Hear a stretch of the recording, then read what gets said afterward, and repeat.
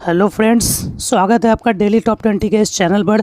और इस वीडियो में हम बीपीएससी का जो शिक्षक भर्ती होने वाला है 2023 का, इससे संबंधित पर्यावरण के टॉप 20 क्वेश्चंस को देखेंगे और ये वीडियो नंबर 1 होगा। इसी तरह के और भी वीडियोस आपके आएंगे पर्यावरण से रिलेटेड। तो चलिए इस वीडियो में हम पर्यावरण के 20 इंपॉर्टेंट क्वेश्चंस को देखते हैं जो आपके आने वाले एग्जाम्स में पूछे जा सकते हैं। तो देखिए, फर्स्ट जो क्वेश्चन है वो है पारिस्थितिकी किसे कहते हैं। फर्स्ट क्वेश्चन है पारिस्थिति यानी इकोलॉजी किसे कहते हैं। तो पारिस्थितिकी किसे कहते हैं, तो पारिस्थितिकी एक ऐसा विज्ञान है जिसके तहत हम सारे जीवों का क्या करते हैं, अध्ययन करते हैं। ठीक है ना, जितने भी जीव हैं उनका अध्ययन हम किसके अंतर्गत करते हैं, पारिस्थितिकी के अंतर्गत यानी इकोलॉजी के अंतर्गत हम लोग उसका स्टडी करते हैं। और साथ ही साथ उनका वातावरण के साथ जो संबंध होता है, ठीक है ना, जो रिलेशन होता है, उनका भी हम लोग स्टडी किस में करते हैं, पारिस्थितिकी में यानी इकोलॉजी में करते हैं। तो इसमें हम किन किन चीज़ों का अध्ययन करते हैं, पौधों का अध्ययन करते हैं यानी प्लांट्स का, जंतुओं का अध्ययन करते हैं यानी एनिमल्स का। पौधे और जंतुओं का पर्यावरण के साथ जितने भी अंतर संबंध बनते हैं, जितने भी रिलेशंस बनते हैं, उनका भी इसमें स्टडी किया जाता है। उसके साथ साथ मानव का इसमें अध्ययन किया जाता है। मानव के समाज का भी यानी सोसाइटी का भी अध्ययन किया जाता है। और मानव और उनके जो समाज के बीच जटिल संबंध बनते हैं उनका भी इसमें स्टडी किया जाता है। तो ऐसा नहीं है कि पारिस्थितिकी में सिर्फ पौधे का और जंतुओं का ही अध्ययन किया जाता है, बल्कि इतनी चीज़ों का अध्ययन किसमें किया जाता है, पारिस्थितिकी के अंतर्गत किया जाता है। तो इसको आप याद रखेंगे। और ये जो इकोलॉजी वर्ड है, ठीक है ना, इकोलॉजी वर्ड है, ये दो शब्दों से मिलकर बना है। एक तो इकोस, ठीक है ना, जिसका मतलब होता है हाउस और ड्वेलिंग प्लेस यानी रहने का स्थान, और एक लोगोस यानी स्टडी यानी अध्ययन, यानी रहने के स्थान का क्या, तो अध्ययन। ठीक है ना, तो दो वर्ड से मिलकर बना है, याद रखिएगा, इकोस और लोगोस यानी रहने के स्थान का अध्ययन यानी स्टडी ऑफ हाउस और ड्वेलिंग प्लेस, इसका क्या होता है, ये दो शब्दों से मिलकर बना है इकोलॉजी। तो इसको याद रखेंगे। और ये जो है इसमें जैविक घटक भी होते हैं और अजैविक घटक भी होते हैं, ठीक है ना, जिसको बायोटिक कंपोनेंट्स और एबायोटिक कंपोनेंट्स कहते हैं। ये दोनों मिलते हैं, ठीक है ना, और पारिस्थितिकी का निर्माण करते हैं। तो ये भी आप याद रखेंगे। तो नेक्स्ट क्वेश्चन देखिए, नेक्स्ट क्वेश्चन है पारिस्थितिकी यानी इकोलॉजी इस शब्द का प्रयोग सबसे पहले किसने किया था। तो इकोलॉजी जो वर्ड है यानी पारिस्थितिकी जो वर्ड है उसका प्रयोग अर्नस्ट हैकेल, ठीक है ना, अर्नस्ट हैकेल ने सबसे पहले इसका प्रयोग किया था। तो याद रखिएगा। और कब, 1869 में यानी 1869 में अर्नस्ट हैकेल ने, ठीक है ना, अर्नस्ट हैकेल ने पारिस्थितिकी वर्ड का यूज़ किया था। और ये एक जर्मन जीव विज्ञानी है ना, जर्मन देश के ये जीव विज्ञानी है अर्नस्ट हैकेल, और इन्होंने ही पारिस्थितिकी शब्द का प्रयोग सबसे पहले 1869 में किया था। नेक्स्ट क्वेश्चन देखिए, पारिस्थितिकी तंत्र यानी इकोसिस्टम शब्द का प्रयोग सबसे पहले किसने किया था। तो ये है पारिस्थितिकी तंत्र, ठीक है ना, यह है पारिस्थितिकी तंत्र, वो था पारिस्थितिकी, तो दोनों में अंतर है, ठीक है। तो वो था इकोलॉजी और ये है इकोसिस्टम। तो इकोसिस्टम शब्द यानी पारिस्थितिकी तंत्र का जो प्रयोग सबसे पहले किया था वो एजी टांसले ने, ठीक है ना, एजी टांसले ने किया था सबसे पहले। याद रखिएगा नाम, एजी टांसले ने 1935 ईस्वी में कौन से शब्द का प्रयोग किया था, पारिस्थितिकी तंत्र यानी इकोसिस्टम शब्द का प्रयोग एजी टांसले ने किया था। नेक्स्ट क्वेश्चन देखिए, नेक्स्ट क्वेश्चन है पर्यावरण की जो संरचना है उसको कितने भागों में बांटा जा सकता है। तो जो इन्वायरमेंट का जो स्ट्रक्चर है, इन्वायरमेंट की जो संरचना है, उसको हम लोग दो भागों में क्या कर सकते हैं, बांट सकते हैं। पहला है प्राकृतिक पर्यावरण यानी नेचुरल इन्वायरमेंट, और दूसरा है मानव निर्मित पर्यावरण यानी मैनमेड इन्वायरमेंट, ठीक है ना। तो प्राकृतिक पर्यावरण और मानव निर्मित पर्यावरण, इन दो भागों में जो है ना पर्यावरण की जो संरचना होती है यानी इन्वायरमेंट का जो स्ट्रक्चर होता है उसको बांट सकते हैं, ठीक है। नेक्स्ट क्वेश्चन देखिए, परजीवी किसे कहते हैं। परजीवी जिसको पैरासाइट्स भी कहा जाता है, ये किसे कहते हैं, तो वे जीव, ठीक है ना, जो अपने आहार के लिए यानी अपने फूड के लिए, ठीक है ना, अपने फूड के लिए अन्य जो जीवों पर निर्भर रहते हैं वे परजीवी यानी पैरासाइट्स कहलाते हैं। यानी वैसे जीव, वैसे एनिमल्स जो अपने फूड के लिए, अपने आहार के लिए दूसरे जीवों पर डिपेंड करते हैं, निर्भर रहते हैं, वे परजीवी कहलाते हैं यानी पैरासाइट्स कहलाते हैं। तो इसको भी आप याद रखिएगा। नेक्स्ट क्वेश्चन देखिए, उत्तरी अमेरिका के घास के मैदान को क्या कहते हैं। तो जो उत्तरी अमेरिका है, नॉर्थ अमेरिका, उसके जो घास के मैदान होते हैं ना वो प्रेयरी कहलाते हैं। क्या कहलाते हैं, प्रेयरी। तो याद रखिएगा नॉर्थ अमेरिका, ठीक है ना, नॉर्थ अमेरिका के जो घास के मैदान हैं वो क्या कहे जाते हैं, प्रेयरी कहे जाते हैं। नेक्स्ट क्वेश्चन देखिए, दक्षिणी अमेरिका, ठीक है ना, दक्षिणी अमेरिका के घास के जो मैदान होते हैं वो क्या कहलाते हैं? तो जो दक्षिणी अमेरिका के घास के जो मैदान होते हैं वो पंपास कहलाते हैं। क्या कहलाते हैं? पंपास कहलाते हैं। ये याद रखिएगा, दक्षिणी अमेरिका यानी साउथ अमेरिका, ठीक है ना, साउथ अमेरिका जो होता है, दक्षिणी अमेरिका के घास के मैदान क्या कहलाते हैं? पंपास। तो याद रखिएगा, उत्तरी अमेरिका के घास के मैदान प्रेयरी और दक्षिणी अमेरिका का पंपास, ठीक है। नेक्स्ट क्वेश्चन देखिए, प्रकाशीय क्षेत्र यानी फोटिक जोन से क्या अभिप्राय है? यानी इसका मतलब क्या है प्रकाशीय क्षेत्र का, जिसको इंग्लिश में फोटिक जोन कहते हैं? तो जो जलीय पारितंत्र होता है यानी जलीय जो इकोसिस्टम होता है ना, उसमें 200 मीटर की गहराई तक का जो क्षेत्र होता है ना, वो आपका प्रकाशीय क्षेत्र कहलाता है, यानी फोटिक जोन कहलाता है। कितने मीटर का? 200 मीटर, ठीक है ना, 200 मीटर तक का जो क्षेत्र है अंदर गहराई में, वो आपका प्रकाशीय क्षेत्र यानी फोटिक जोन कहलाता है। तो इस क्षेत्र में ना, यानी प्रकाशीय जो क्षेत्र है, यहाँ पर आपका प्रकाश संश्लेषण की क्रिया भी होती है और श्वसन की क्रिया भी होती है, यानी दोनों होती है। किसमें? इस फोटिक जोन में, यानी प्रकाशीय क्षेत्र में। तो याद रखिएगा, 200 मीटर तक की गहराई का क्षेत्र फोटिक जोन कहलाता है। और चूंकि यहाँ प्रकाश पहुँच पाती है, इसलिए यहाँ प्रकाश संश्लेषण भी होता है, यानी फोटोसिंथेसिस भी होता है और श्वसन की क्रिया भी यहाँ होती है। तो दोनों क्रियाएं इस फोटिक जोन में संपन्न हो जाती हैं। नेक्स्ट क्वेश्चन देखिए, अप्रकाशीय जो क्षेत्र है ना, जिसको एफोटिक जोन कहते हैं, उससे क्या अभिप्राय है? ठीक है ना, क्या मतलब है अप्रकाशीय क्षेत्र का?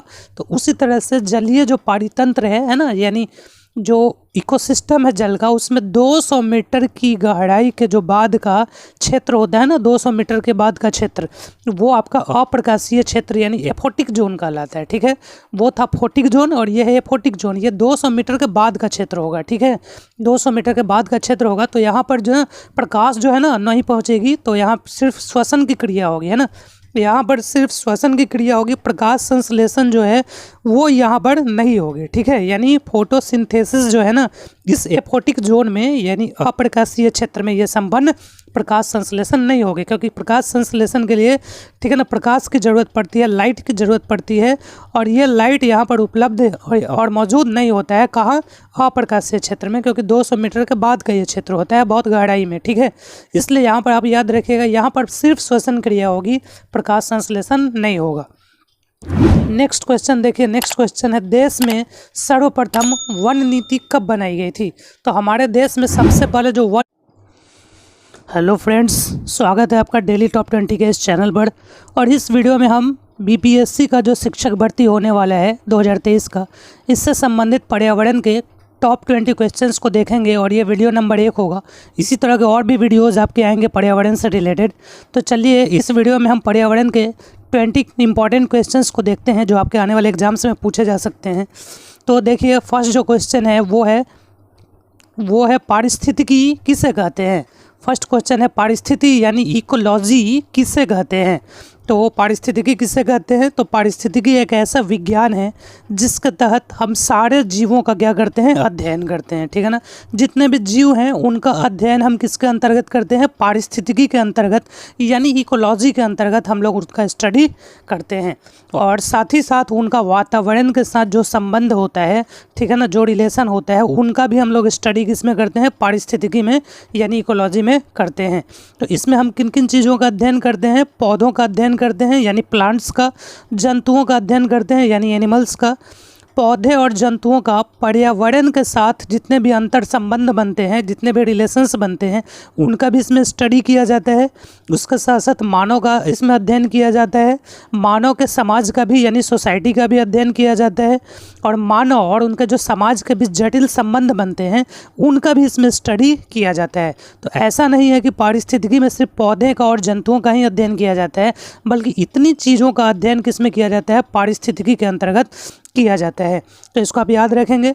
और ये जो इकोलॉजी वर्ड है, ठीक है ना, इकोलॉजी वर्ड है, ये 2 शब्दों से मिलके बना है। एक तो इकोस, ठीक है ना, जिसका मतलब होता है हाउस और ड्वेलिंग प्लेस, यानी रहने का स्थान, और एक लोगोस यानी स्टडी, यानी अध्ययन, यानी रहने के स्थान का क्या? तो अध्ययन। ठीक है ना, तो 2 वर्ड से मिलकर बना है, याद रखिएगा, इकोस और लोगोस, यानी रहने के स्थान का अध्ययन, यानी स्टडी ऑफ हाउस और ड्वेलिंग प्लेस, इसका क्या होता है, ये दो शब्दों से मिलकर बना है इकोलॉजी, तो इसको याद रखेंगे। और ये जो है इसमें जैविक घटक भी होते हैं और अजैविक घटक भी होते हैं, ठीक है ना, जिसको बायोटिक कंपोनेंट्स और एबायोटिक कंपोनेंट्स कहते हैं। ये दोनों मिलते हैं, ठीक है ना, और पारिस्थितिकी का निर्माण करते हैं, तो ये भी आप याद रखेंगे। तो नेक्स्ट क्वेश्चन देखिए, नेक्स्ट क्वेश्चन है पारिस्थितिकी यानी इकोलॉजी इस शब्द का प्रयोग सबसे पहले किसने किया था।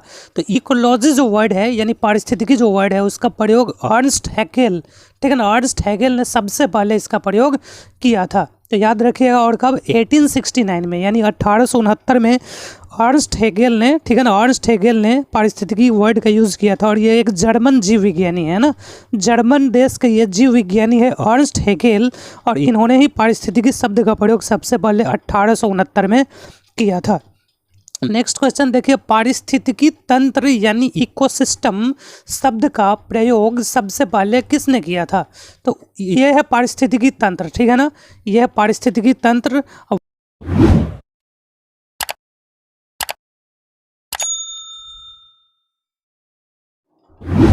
नेक्स्ट क्वेश्चन देखिए, नेक्स्ट क्वेश्चन है विश्व पर्यावरण दिवस कब मनाया जाता है। तो विश्व जो पर्यावरण दिवस है वो कब मनाया जाता है, 5 जून को मनाया जाता है। याद रखिएगा 5 जून को विश्व पर्यावरण दिवस मनाया जाता है, विश्व पर्यावरण दिवस।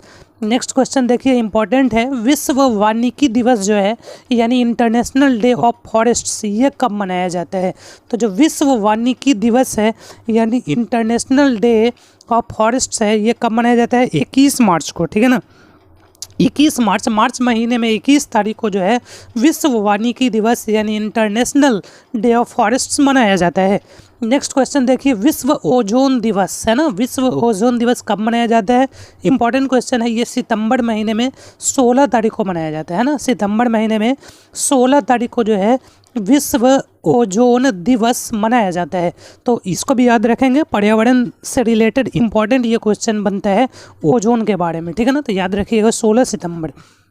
नेक्स्ट क्वेश्चन देखिए, किस राज्य का समुद्री जो तट है वो दक्षिण अमेरिका के विशाल ओलिव रिडले टर्टल के नीले स्थल के रूप में प्रसिद्ध हुआ है। यानी हमारे देश में कौन सा राज्य का जो समुद्री तट है, बीच है, वो ओलिव रिडले टर्टल जो है ना, इसके स्थल के रूप में ये प्रसिद्ध हुआ है। तो ये उड़ीसा राज्य है ना, उड़ीसा राज्य का जो समुद्री तट होता है यहाँ विशाल मात्रा में क्या पाया जाता है, ओलिव रिडले टर्टल जो होता है ये पाया जाता है ना। तो उड़ीसा का जो तट है ना वो किसके लिए प्रसिद्ध है, ओलिव रिडले टर्टल के लिए ये प्रसिद्ध है। और यहाँ ओलिव कछुए के प्रजनन केंद्र भी क्या है, यहाँ पर अवस्थित है उड़ीसा के तट पर, ठीक है ना। तो प्रजनन केंद्र के रूप में उड़ीसा का तट ओलिव रिडले टर्टल के लिए क्या है, ये फेमस है, ठीक है ना। तो इसको याद रखिएगा, उड़ीसा का तट किस लिए फेमस है, ओलिव रिडले टर्टल के लिए और उसके प्रजनन केंद्र के लिए। नेक्स्ट क्वेश्चन देखिए, प्राथमिक जो उपभोक्ता होता है, उपभोक्ता, ठीक है ना, यानी प्राइमरी कंज्यूमर्स, वो किसे कहते हैं। तो जो प्राइमरी कंज्यूमर्स होते हैं यानी प्राथमिक उपभोक्ता होते हैं, ये वैसे जीवधारी होते हैं जो प्राथमिक उत्पादकों अर्थात हरे पौधों से अपना क्या करते हैं, भोजन प्राप्त करते हैं। तो ऐसे एनिमल्स, ऐसे जीवधारी जो हरे पौधों से यानी ग्रीन प्लांट से अपना फूड को प्राप्त करते हैं, अपने भोजन को प्राप्त करते हैं, वो प्राइमरी कंज्यूमर्स कहे जाते हैं यानी प्राथमिक उपभोक्ता कहे जाते हैं, ठीक है ना। तो इसमें जैसे गाय है, ठीक है ना, ये भी घास पे डिपेंड करती है, बैल है, बकरी है, हिरन है, खरगोश है, तो ये सब ना, ये सब जो है हरे पौधों पे यानी ग्रीन प्लांट्स पे डिपेंड करते हैं ना, ग्रीन प्लांट्स पे, इसलिए इनको हम लोग प्राइमरी कंज्यूमर्स कहते हैं ना, प्राइमरी कंज्यूमर जो है इनको कहा जाता है। और हरे पौधे जो होते हैं उनको प्रोड्यूसर कहा जाता है ना, प्रोड्यूसर, उत्पादक, वो उत्पादन करते हैं, है ना, इसलिए उनको प्रोड्यूसर कहते हैं। और ये जो है ना, ये एनिमल्स ये खाने का काम करते हैं उन पौधों को, हरे पौधों को, इसलिए इनको कंज्यूमर्स कहते हैं। कंज्यूमर्स में भी कैसे कंज्यूमर्स ये होते हैं, प्राइमरी कंज्यूमर्स, है ना, यानी प्राथमिक उपभोक्ता ये होते हैं। नेक्स्ट क्वेश्चन देखिए, अपघटक किसे कहते हैं ना, इंपॉर्टेंट होता है, अपघटक किसे कहते हैं। तो ये वैसे जैवीय घटक होते हैं जो उत्पादक, है ना, और उपभोक्ता, इनकी जब मृत्यु हो जाती है तो उनके पश्चात उनके शरीर का अपघटन करते हैं, इसलिए ये अपघटक कहलाते हैं। तो उत्पादक जैसे ग्रीन प्लांट्स, अभी बताया गया है कि ग्रीन प्लांट्स को क्या कहा जाता है, उत्पादक कहा जाता है। तो जो ग्रीन प्लांट्स हो गए उत्पादक या उपभोक्ता जितने भी हैं, है ना, चाहे वो प्राइमरी कंज्यूमर्स हों, सेकेंडरी कंज्यूमर्स हों, वो जब मर जाते हैं तो उनके शरीर का, उनके बॉडी का ये क्या करते हैं, अपघटन करते हैं, ठीक है ना। तो इसलिए इसको क्या कहा जाता है, अपघटक कहा जाता है। और अपघटन जब करते हैं तो इससे निर्मित जो साधारण पदार्थ होते हैं, इसके द्वारा ये अपना भोजन भी क्या करते हैं, प्राप्त करते हैं, ठीक है ना। भोजन भी अपना प्राप्त करते हैं इसी से, और इसी से एनर्जी भी अपना प्राप्त करते हैं ना। यानी अपघटन से जो साधारण पदार्थ बनते हैं उससे अपना ये फूड भी ले लेते हैं, और साथ ही साथ एनर्जी जो होता है, ऊर्जा जो होता है ना, ये भी उसी से प्राप्त करते हैं, ठीक है ना। ये जो अपघटक होते हैं, और इस क्रिया में, यानी ये जो अपघटन की क्रिया है, इसमें जितने भी जटिल कार्बनिक जो पदार्थ होते हैं ना, मटेरियल, वो टूट जाता है। किसमें, नाइट्रोजन, CO2 यानी कार्बन डाइऑक्साइड, फास्फोरस और कैल्शियम, ये सब बनाते हैं टूटने के बाद, है ना। यानी जब अपघटन की जब क्रिया हो जाती है तो जटिल कार्बनिक पदार्थ टूट जाते हैं, नाइट्रोजन बनाते हैं, कार्बन डाइऑक्साइड बनाते हैं, फास्फोरस बनाते हैं, कैल्शियम बनाते हैं। तो इस तरह से ये बनाते हैं जटिल कार्बनिक पदार्थ को तोड़कर, ठीक है। और जैसे कुछ उदाहरण क्या है, जीवाणु, है ना, ये अपघटक के उदाहरण है, ठीक है। उसी तरह से कवक है, ये भी अपघटक के उदाहरण है ना। ये अपघटन करके अपना भोजन प्राप्त करते हैं, ठीक है। तो इस तरह से और भी उदाहरण हो सकते हैं अपघटक के। तो अपघटक समझ में आ गया होगा आपको।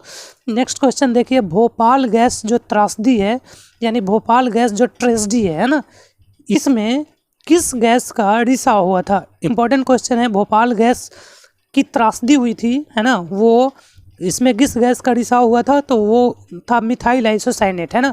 मिथाइल आइसोसाइनेट जो गैस है उसका रिसाव इस भोपाल गैस ट्रेजेडी में हुआ था, और ये 2 से 3 दिसंबर 1984 की रात को ये ट्रेजेडी हुई थी।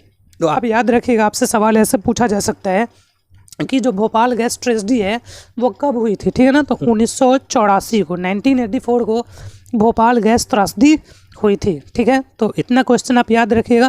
तो इस तरह से आज के वीडियो में हमने 20 जो है इम्पॉर्टेंट, ठीक है ना, आपके आने वाले एग्जाम में इम्पॉर्टेंट जितने भी पर्यावरण के क्वेश्चन बन सकते हैं उसको देखे हैं।